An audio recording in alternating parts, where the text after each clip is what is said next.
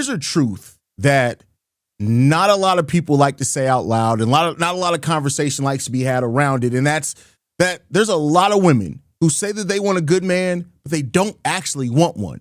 They say that they want stability. They say they want respect. They say they want communication. They say they want emotional maturity. But when those things show up, sometimes that feels boring because the chaos is what they're more familiar with. The drama was more exciting. The uncertainty feels like passion, right?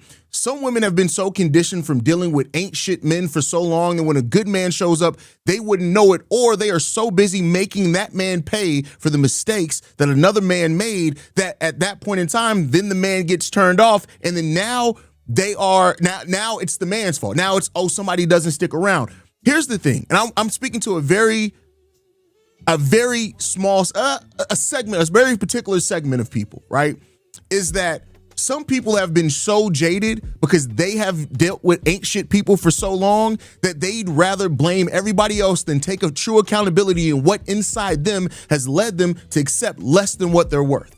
And that's not to say that again, I want to make sure I'm holding ain't shit people accountable for ain't shit people, for what the actions that they've done. But at the same time, you have to spend as much time as you do blaming other people as taking an accountability of yourself and what has led you to making those decisions, right? If someone has spent years being in toxic relationships, sometimes that peace can feel uncomfortable, not because it's bad, but because it's unfamiliar. So sometimes when a genuinely good man shows up, consistent, respectful, emotionally present, aware, when they show up, they get labeled as too nice, or worse, he gets overlooked completely, right? And that's the thing that you really have to take a look at and account. I had an episode in this before where I said, don't pay the tax on the mistakes that somebody else made. And at the same token, stop making other people pay for something they did not do. And this goes back to a lot, and this isn't just women. Stop spending time moving from relationship to relationship. Spend some time by yourself. Ask yourself what you truly need. Do a true account of where you went wrong at. Because sometimes, even if the overarching thing and you dealt with it ain't shit person, if you take a true account and sit back and think, why did I accept that? That's what will lead you to not accepting that thing from the next person, right? Healthy love requires emotional maturity. And emotional maturity means recognizing the difference between excitement and stability.